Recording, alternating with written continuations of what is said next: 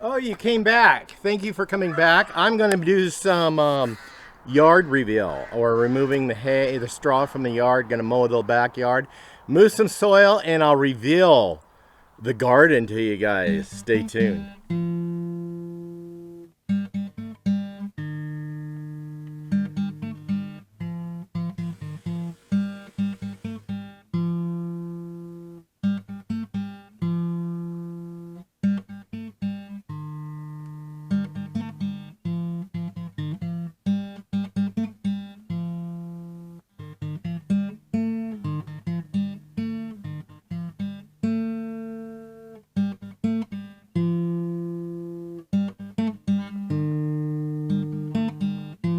Hey, welcome back to Pine Meadows Hobby Farm. I'm your host, Jerry Hansen. I wanted to reveal the grass. I'm anxious to see it too. I got to remove the straw and then mow. And then I'll also got to finish moving soil to behind the wall that I built yesterday on the pond. So let's get busy. Let's move some soil. I want to do it this morning because we're supposed to have triple digits this afternoon, and I don't want to overheat. So let's go. Okay, you may be wondering why I'm just moving this 5-gallon bucket at a time and not a wheelbarrow. Well, there's a good reason. I want the exercise. I need the exercise. I'm back down to 200 pounds. My goal weight is 185, and I'm 15 pounds from my goal weight. I started out at 286 pounds about 3 years ago, and I've been working really hard to get my weight down. I hit a plateau for a while because I fell ill. Some of you guys don't know, well, nobody knows. I've been undergoing some treatments at the VA. I have, it's cancer treatments. I'm okay. And just Monday, I was in the heart clinic and discovered that I only have 6 to 17 months of juice left in me. For those of you who know me, know that I've had open heart surgery. I've had a bad heart because of my health issues, and it's primarily the cancer in the heart is exposure to Agent Orange while I was serving in the U.S. military. With that said, I had a pacemaker implant after open heart surgery. So I've been dead 4 times. So I got my first pacemaker implanted. It lasted about 10, 11 years. They put a new pacemaker in. It had a 15-year lifespan. Well, folks, this month marks 15 years. So I go in twice a year and have my pacemaker interrogated. They put a little mouse device up over the pacemaker, and it reads what it's doing and what my heart is doing over the last 6 months, and it resets. Anyway, that's what I said.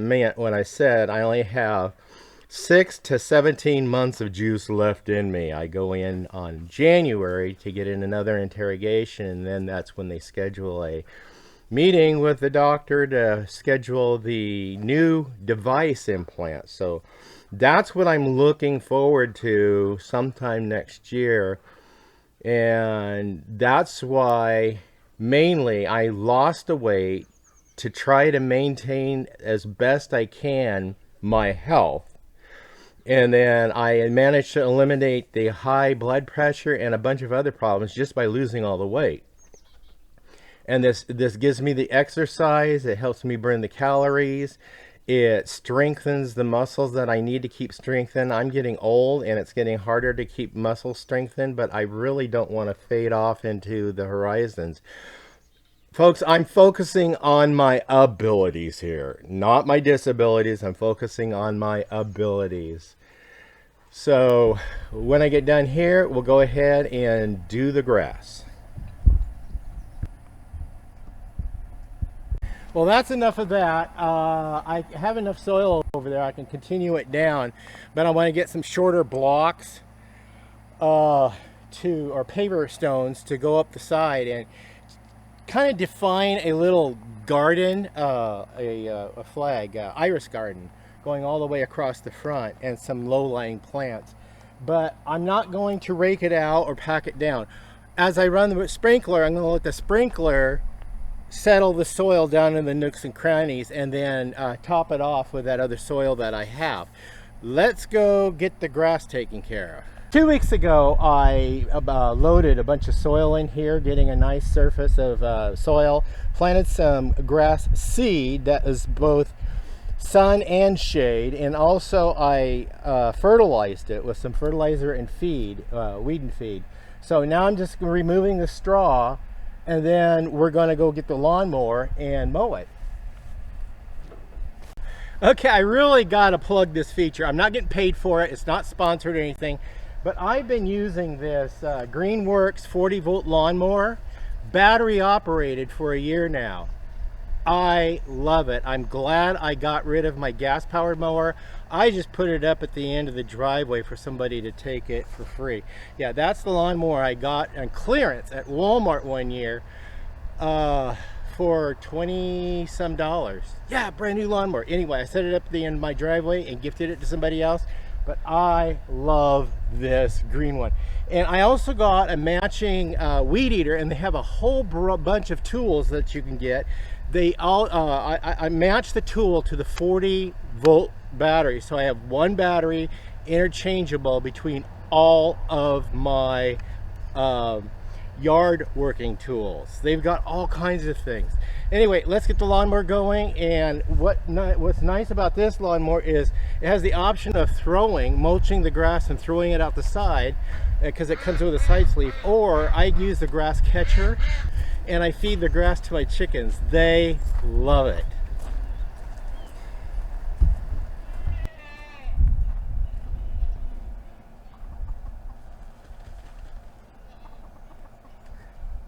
Now it's really easy to work. Just push this button, pull the handle, and rip hair and pull hair. Now as I go over it more and more, it'll mulch it and catch it in the bag and clean it up. But as the grass dries out a little bit, I'm going to go ahead and take the lawn rake and rake it up. But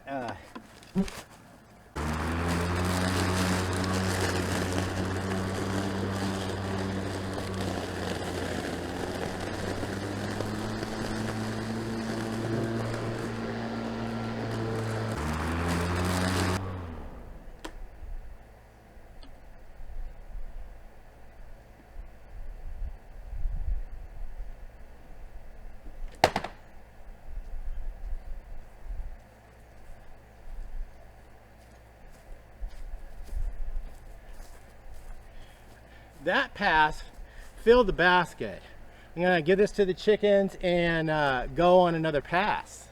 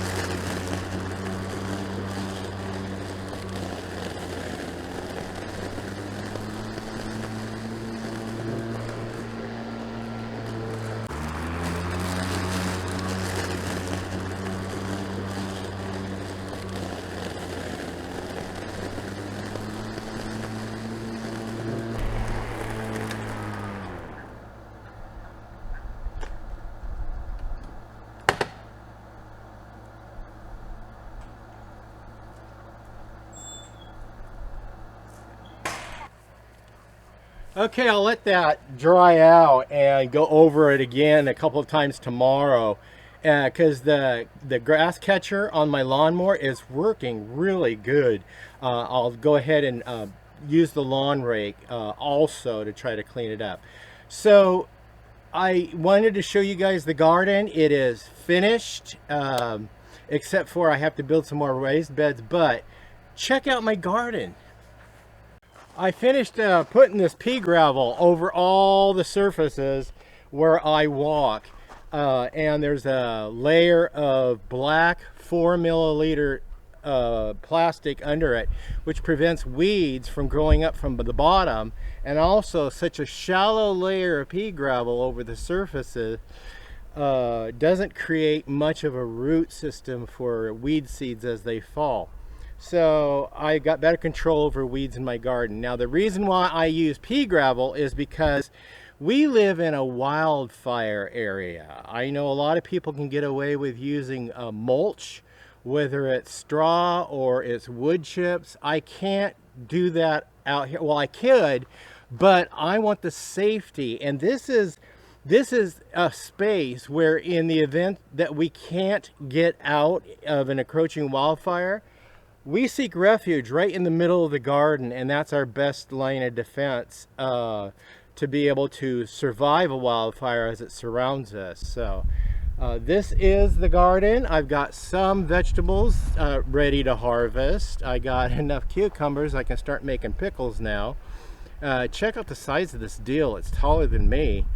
There's a volunteer corn and sunflower that grew together over here. I didn't plant those. And then look at this beautiful purple lettuce. All kinds of vegetables growing and harvesting. I got 2 kinds of tomatoes. I got strawberries. My grapes are doing fantastic. And let me show you my little homestead hack.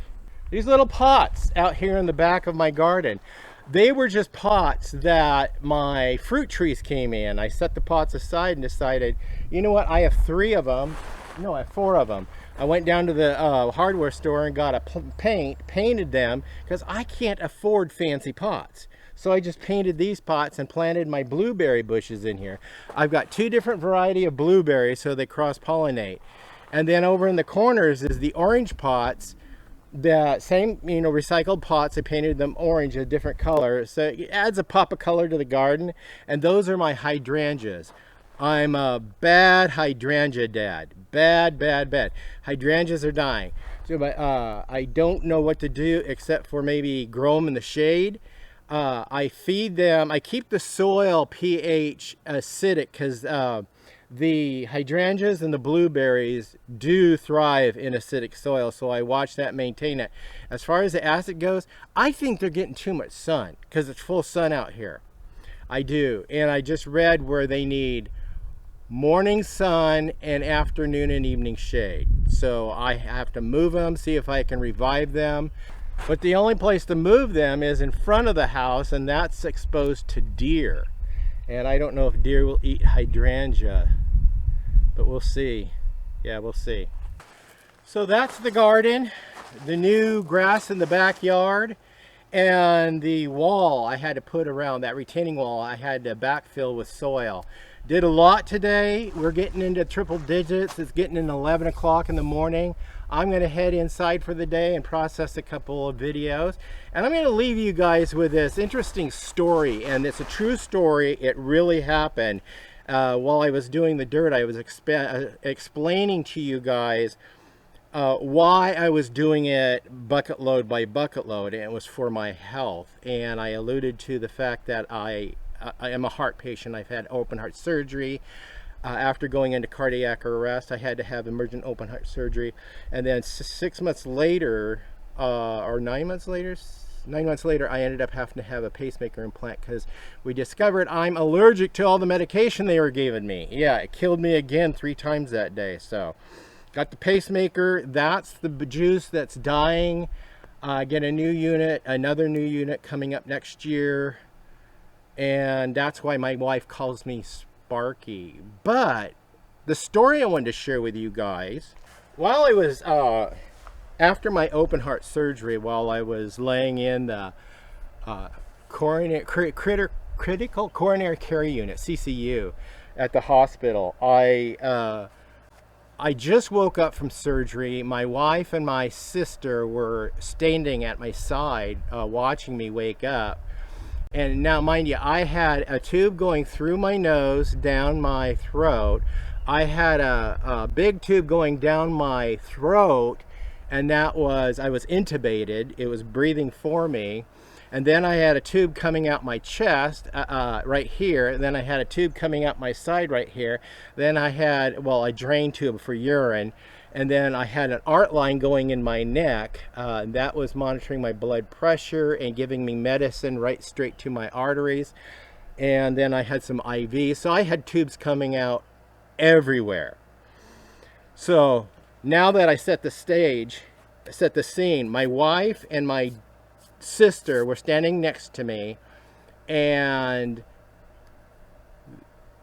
they noticed I was waking up. So they turned to the nurse, who was at the nurse's station right across the hall from my room where I was at, and they said, "Oh, he's waking up." So she jumps up, she comes walking over, and I heard her say, "Hello, Mr. Hansen, I'm your nurse so-and-so." So I started signing, moving my hands, and she started freaking out because she thought I was going to be grabbing for my tubes and pulling them out. She panicked. She goes, "Oh, we got to strap him down so he doesn't pull his tubes out." So my sister saw what I was doing, and she goes, "Wait a minute, he's doing sign language." And my wife interprets sign language because I have a nephew that my whole family, he's hearing impaired. And my whole family checked out some videos from our county library to learn ASL. So we learned sign language so we can communicate with my nephew. So as she's walking across the hall panicking, I'm signing, "Nice to meet you," and my wife was interpreting. And I thought that was a funny story to share because that's all I was doing. I wasn't pulling for my tubes because I knew not to touch anything. I just laid there, and since I was already sedated, I decided I'm just going to go back to sleep after she gets done, because they have to wake you up after surgery, and they have to start moving you around, and then eventually all those lines coming and pulling out. Yeah, I even had a line going down into my chest, through my chest wall, and there was little wires hooked up to a external pacemaker. And they were little hooks hooked to your heart, and they pace your heart in case it needs pacing. So everything else, when they pulled them out, was uncomfortable. But when they pulled those lines out that's hooked up to that pacemaker, external pacemaker on my heart, it didn't hurt. It just felt creepy. And when I was bedside care nursing CNA up at the hospital for years after that, I explained to the patients, it's not going to hurt, it's just going to feel creepy. And that's what I explained to them. Anyway, I'm happy with my retainer wall and the soil. I'm excited about my grass in my backyard, and then my garden is finished. I've been busy for 2 months straight, 3 months straight, just repairing, upgrading, and just trying to stay physical and stay active and stay as healthy as I can in spite of, having cancer treatments. I got another visit coming up in a couple of months, and another one in December for that, and then January, and then something next year for the heart. So stay tuned. I'll be back. I got some more stuff to do here on the farm. I'm your host, Jerry Hansen. This is Pine Meadows Hobby Farm. We're a frugal homestead tucked high in the Cascade Ranges of the Pacific Northwest. Please stay tuned to more videos. You can do that by subscribing, clicking that bell icon. That'll alert you to new videos as I upload them. I'm going inside to air conditioning, processing some videos. You guys stay cool, be safe, and be happy. Bye-bye now.